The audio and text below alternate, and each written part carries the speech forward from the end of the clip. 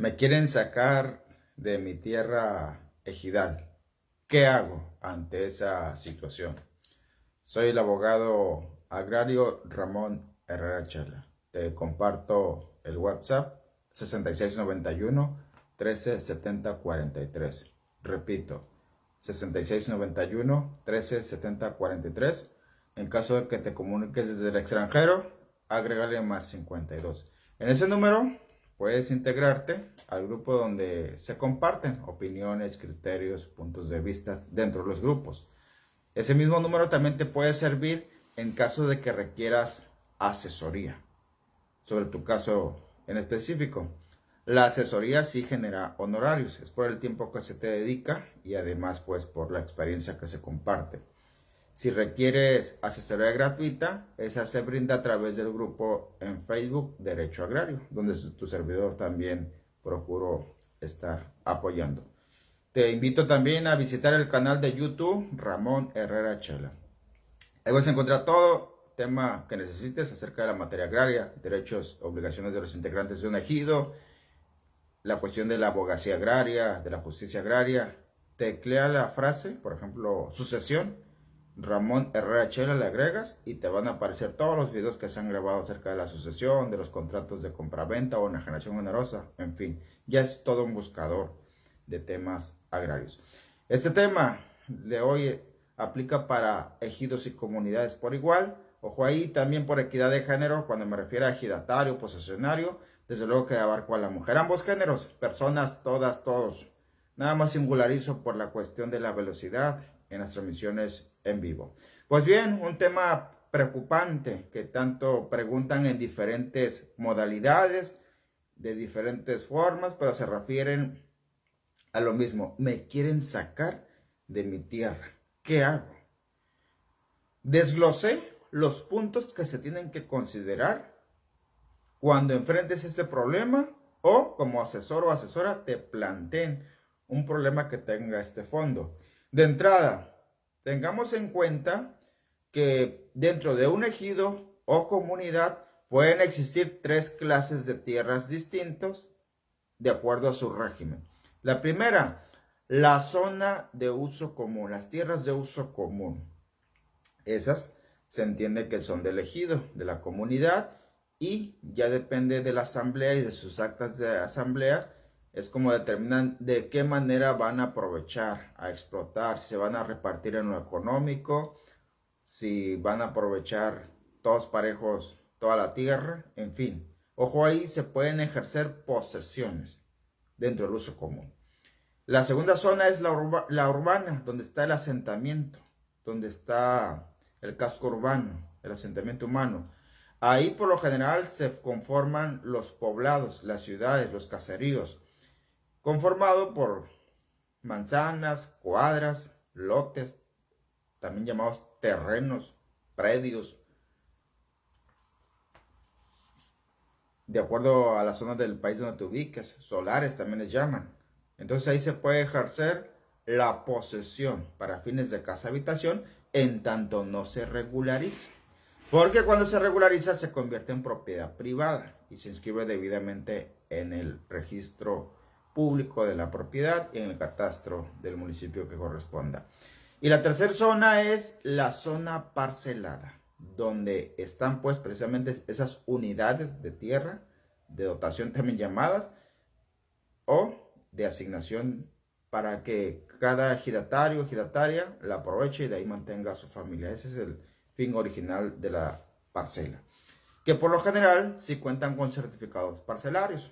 Hay todavía algunos núcleos agrarios donde la parcela también es de hecho, es física, es económica. Aún no cuenta pues con un documento que le acredite la titularidad. Sobre la parcela ya titulada también se puede adquirir el dominio pleno si está autorizado en el ejido. Otro bloque a considerar ante ese planteamiento de que me quieren sacar de mi tierra. ¿Qué voy a hacer? Dentro de las tierras que te acabo de mencionar, se pueden llegar a ejercer tres clases de derechos distintos. El primero de ellos es sobre la propiedad, es decir, la parcela que adoptó el dominio pleno ya le pertenece en propiedad al dueño, al ejidatario, al comprador. El solar que ya cuenta con título de propiedad, pues ya ejerce como dueño quien aparezca en el título de propiedad inscrito en el registro público de la propiedad. El otro derecho es la titularidad. Si la parcela nada más dispone de certificado parcelario, se entiende que el ejidatario o la persona que aparezca en el certificado parcelario vigente es titular de la parcela. Ser titular es como una figura jurídica media extraña. No eres ni dueño, porque en el estricto derecho el dueño de la parcela es elegido, en tanto no se adopta el dominio pleno y adquiera la propiedad privada. El elegido como persona moral le pertenece en estricto derecho a la parcela, pero todos los demás derechos, la posesión, el uso, el usufructo, el aprovechamiento, la explotación, el uso, el disfrute, todos los derechos derivados, sí los puede aprovechar el titular de la parcela.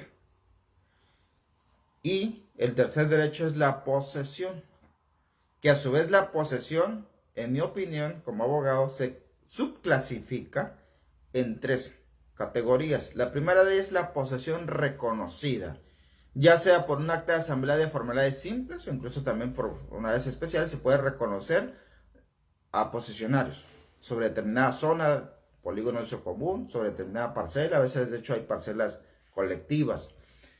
Y luego está la posesión reconocida únicamente por el comisariado, con las dichosas constancias de posesión que expiden, que la gran mayoría no están autorizadas por la asamblea, ni por el reglamento interno, ni por el estatuto comunal. Pero ahí están los usos y costumbres, te venden la constancia, la tienes que pagar y con eso por lo menos justificas del por qué estás en posesión de un solar. Y la tercera categoría es la posesión precaria, le llamo.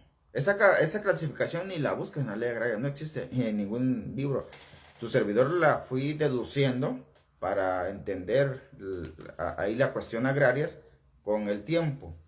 La posesión precaria es donde ahí está la persona y su familia viviendo dentro de un solar irregular y no cuentan con ningún documento. El titular asegura que su abuela, que su tía, que su mamá le heredó, así de palabra, le vendió, le cedió, de ceder, pero de palabra. Y como nadie se ha opuesto, ahí están, físicamente ejerciendo la posesión, pero no tiene ningún documento, ni la dichosa constancia de posesión del comisariado, ni un contrato entre particulares. Pues hay muchos casos de esos. Ahí tenemos entonces tres derechos: propiedad, titularidad y posesión. Y a su vez la posesión se deriva en posesión reconocida por la asamblea, la otra es reconocida por el comisariado y la tercera es precaria, sin ninguna clase de documentos. Ahora bien, dentro de un ejido pueden existir, por desgracia, clasificación del estatus de las personas. La primera de ellas es el ejidatario, el que está ahí desde el padrón del RAN, ahí está desde el acta del procede o de los antecedentes de los tiempos de la reforma agraria, con las investigaciones que hacían, la asignación mediante certificado de derechos agrarios con una clave, etcétera, etcétera. Ahí están los ejidatarios. Segunda categoría, los posesionarios legalmente reconocidos, que no tienen los mismos derechos que los ejidatarios. Ellos nada más legalmente le pertenece la parcela sobre la cual le entregaron un certificado en calidad de posesionario. O en dado caso, pues la acta de asamblea que los reconoce como posesionario, pero no les asigna ninguna tierra y ningún derecho porcentual, por ejemplo, dentro de las tierras de uso común. No hay nada de eso. Y la tercera categoría son los avecindados, los que también legalmente pueden ser reconocidos como tales, pero a su vez el hecho de ser avecindado no te garantiza, no te asegura que tienes derecho sobre las tierras del ejido. Hay una cuarta categoría que legalmente no están reconocidos, son los habitantes, los hijos de los ejidatarios, la esposa del ejidatario, los nietos de los ejidatarios que viven pues dentro de la misma casa ubicada dentro del ejido y que no tienen reconocida ninguna calidad. De hecho, la gran mayoría de los pobladores de un ejido o de una comunidad no tienen categoría de ejidatarios, comuneros, posesionarios o vecindados de ambos géneros. No. Pero ahí viven, ahí les sufren igual que los demás. Por otro lado, también hay, ya entrando, eso fue el contexto, la introducción, entrando al planteamiento que nos ocupa, ¿me pueden sacar de mi tierra ejidal? Pues ya te mencioné cuáles son los tipos de tierras que existen, los derechos que estés ejerciendo sobre ese tipo de tierra. Ya ahí pues, tú podrás ir deduciendo como abogado o directamente como el afectado cómo vas a ir adecuando tu defensa legal. Por ejemplo, pueden existir tres tipos de personas que pueden tener interés en sacarte de la parcela, del solar, del polígono de uso común que estés ocupando. La primera de ellas, y ese tipo de conflicto se da principalmente en los solares, en los lotes, en los terrenos, dentro de la zona de uso común, dentro de la zona urbana, donde está poblado, pues. Son los parientes, los familiares, el tío, la tía, el sobrino que asegura que le compró, el hermano que dice que en vida su papá dijo que la casa iba a ser de él. Primera categoría. Segundo, el comisariado, cuando anda repartiendo justicia por su propia mano. ¿Qué sé yo? Sí, aquí soy la autoridad y ese solar ya no es tuyo. Ese solar es de mi compadre. A él la asamblea se lo dio. Y además ya le extendimos una constancia de posesión. Así que te damos 3 días para que desocupes, para que desalojes, para que entregues. Y muchos caen en ese error y entregan el solar. Y la tercera categoría de la persona que te puede ir a molestar para intentar sacarte son particulares, que no necesariamente pues son ejidatarios, comuneros, pero que dicen que le compraron al ejido, que le compraron al anterior dueño, que le compraron a la asamblea a través del comisariado. En fin, por diferentes motivos ellos consideran que el solar es de ellos. Incluso no viven ahí ni elegido muchos de ellos. Vienen de la ciudad, compraron un solar o dicen que lo heredaron. Y ante ese tipo de problemas, ojo ahí, pueden incluso existir 3 tipos distintos de autoridades que aparentemente son competentes. Pero ojo ahí también que no te confundan. El primero de ellos, los funcionarios municipales, que si la policía municipal, que si el síndico municipal, que si el agente municipal, que si el comisario, no es el mismo comisariado ejidal, el comisario municipal, que como autoridad ellos determinan que ese solar sí es el quien lo está reclamando y el que está dentro lo tiene que entregar. Ojo ahí, mientras el solar sea irregular significa que está sujeto a la ley agraria. Cuando un solar está sujeto a la ley agraria o una parcela, no son competentes ninguna de las autoridades municipales, ni la policía municipal.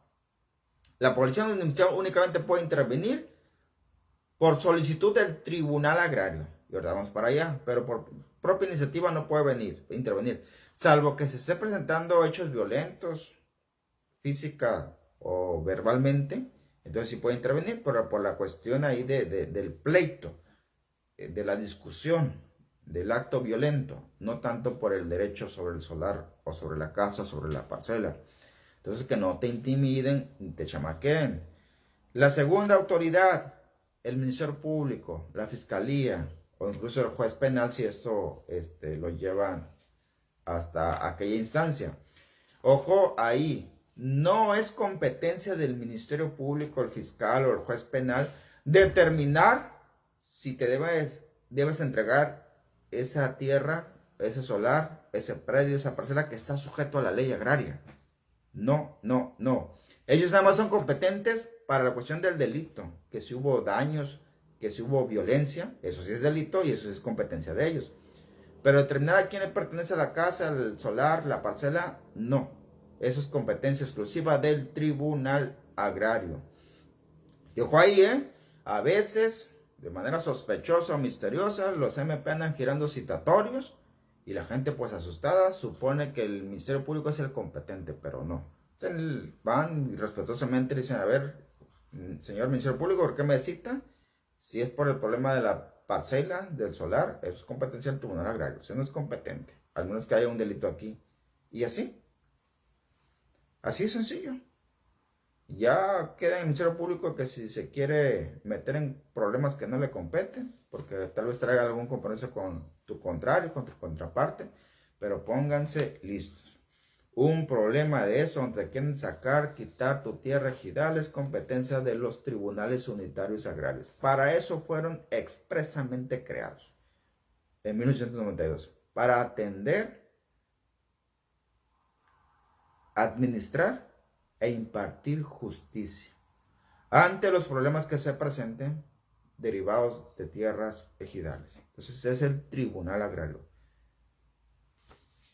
Ojo ahí, la Procuraduría Agraria no es autoridad.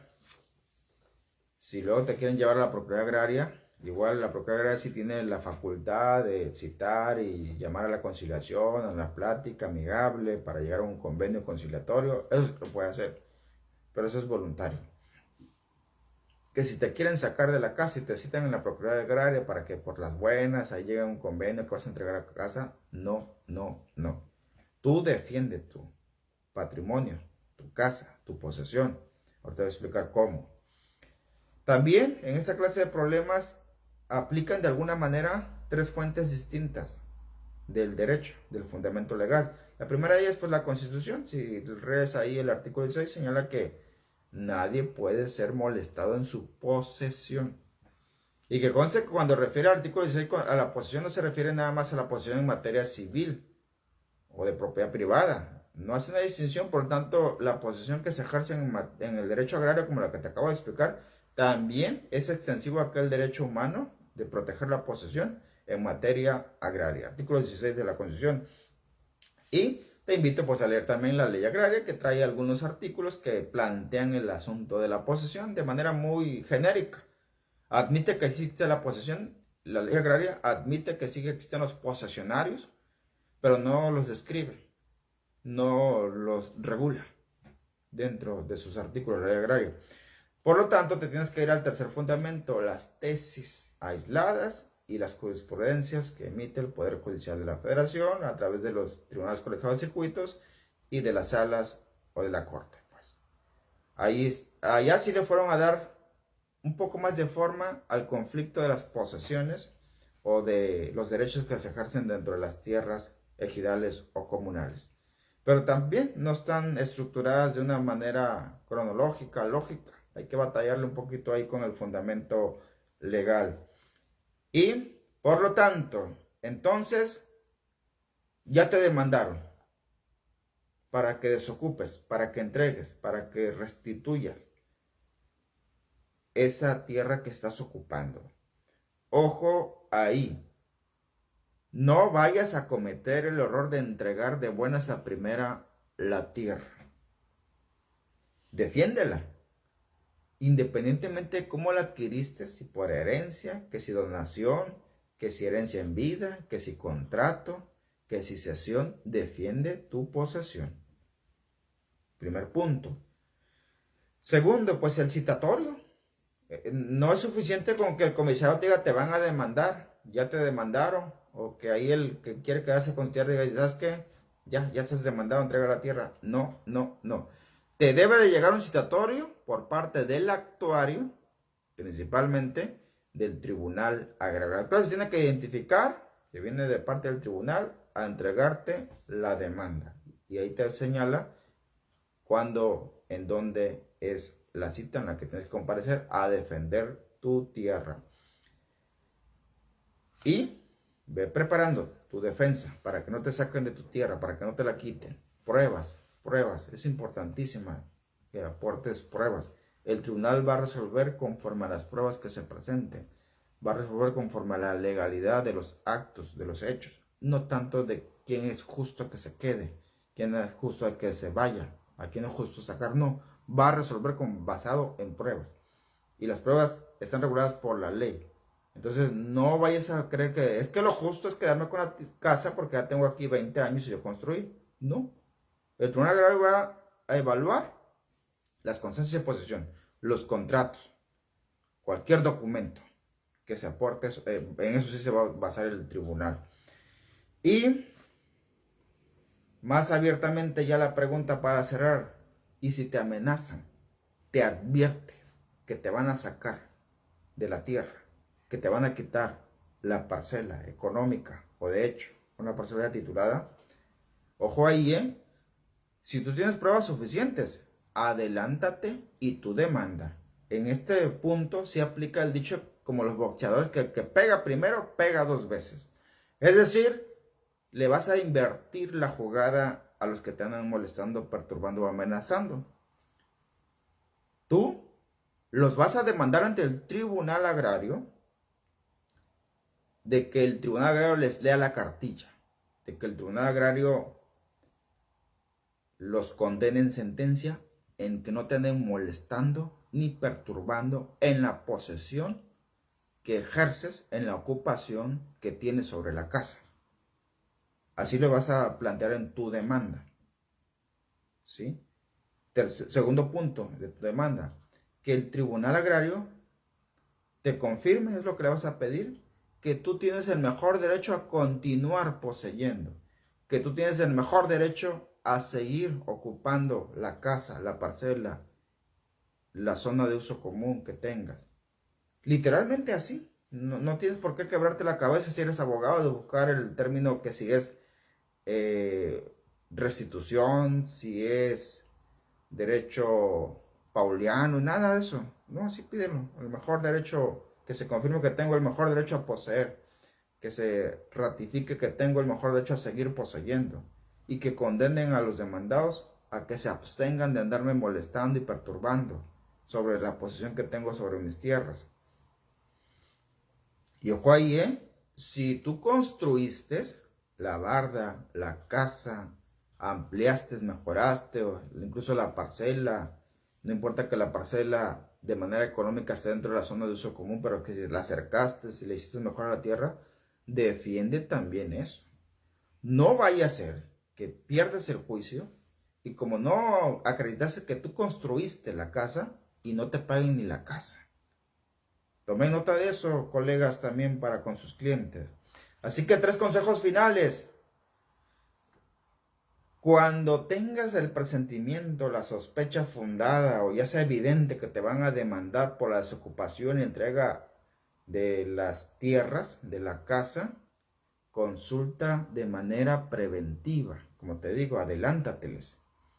En serio, te lo digo como abogado, con ya un largo trayecto en esos andares de la abogacía agraria. Te sale muchísimo más barato que te muevas a tiempo, que no lo dejas a la indecidia. Te sale mucho más barata la asesoría preventiva. Que contrates una abogada, un abogado bombero, le llamo yo, cuando ya estalló el problema, cuando hay que ir a rescatar lo que se pueda rescatar, y de lo perdido lo hallado, te va a salir caro porque el abogado te va a cobrar caro. Y además, como ya es tarde, no te garantiza que vaya a ganar el pleito. Y menos si entregaste la tierra por mala asesoría o andar siguiendo malos consejos. Y ojo ahí, también ten cuidado con los asesores y las asesoras. No te voy a decir que el que me cobró más barato con ese me quedo. Eso no es garantía de que sea un buen abogado. Tampoco te vayas a quedar con el más cercano, que porque aquí vive cerca, aquí lo tengo y le puedo estar preguntando a cada rato. Eso no es una garantía de que sea buen abogado en materia agraria. De hecho, como un dato curioso, a veces, aunque sea el más confiable, aunque ya lo conozcas desde que se graduó y que le tienes confianza porque te quitó las multas de tránsito, te quitó la multa de Hacienda, te quitó la multa del municipio, no significa que sea buen abogado, que sea abogado en materia agraria. Aquí zapatero a tu zapato. Entonces, si tiene fama de que es un abogado, buen abogado en lo agrario, pues ese es el bueno. Pero si tiene fama que es un buen abogado en lo mercantil, pues piénsalo 2 veces. Y recalco mucho, en serio, que no te chamaquen los contrarios, el comisariado, el consejo de vigilancia, los directivos, los líderes del poblado, de que salte, de que ahí no es tuyo, de que entrega, no te metas en problemas, que no te chamaquen.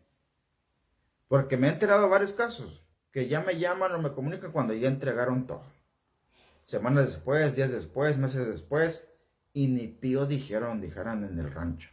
No, no, no. Por más precaria que sea tu posesión, por más irregular que sea la posesión, por más ilegal que luego le ponen que sea la posesión, tienes derecho a defender tu posesión. Es un derecho humano que tienes que te lleven ante una autoridad, que tú aportes pruebas, alegues, lleves documentos, lleves testigos. Eso es un derecho que tienes y nadie te lo puede quitar, y a eso no puedes renunciar. Son irrenunciables los derechos humanos. Y sobre todo ponte lista o listo con aquellos comisarios que les gusta andar impartiendo justicia por su propia mano, que a veces hasta son selectivos. El comisario, para empezar, no es ni autoridad. Ya te dije que la única autoridad es el tribunal agrario. Y aunque te cite en el MP, te cite en la Policía Municipal, te cite en Barandillas, te cite en el Salón Ejidal, te cite en la oficina del comisario ejidal, acude, escucha, pero dile que eso lo resuelve el Tribunal Agrario. Que el Tribunal Agrario es la única autoridad. Que el Tribunal Agrario es el magistrado del Tribunal Agrario, es el que va a dar la última palabra sobre eso. Y a veces ni él. Si el que pierde la sentencia presenta un amparo, que es una especie de revisión sobre la sentencia del Tribunal Agrario, es el Tribunal Colegiado del Circuito, que son los jueces, los magistrados federales que pertenecen al Poder Judicial de la Federación, quienes van a dar la última palabra si conceden el amparo. Entonces no te des por vencido de buenas a primeras y no te quedes con los brazos cruzados de que ni modo tengo que entregar a esto. Aquí te acabo de marcar los lineamientos que debes tomar en cuenta, los aspectos que van a influir en un problema de esta naturaleza. Y ahí están explicados pues de una manera práctica, de una manera realista, pues a cómo están sucediendo en la actualidad. Para que tomes nota, para que no te chamaqueen. En verdad que da gusto recibir a veces llamadas, mensajes. Licenciado, gracias a su video no me quitaron la tierra. Licenciado, gracias a su video ya supe qué hacer. O incluso entre colegas. Licenciado, su video me sirvió más que una clase de Derecho Agrario en la universidad. De eso se trata, pues por eso los transmitimos. Y por los agradecimientos que también llegan, que valoran pues ese esfuerzo que hacemos de este lado pues de la cámara. Así las cosas, entonces pues nos vemos en el siguiente video de la serie.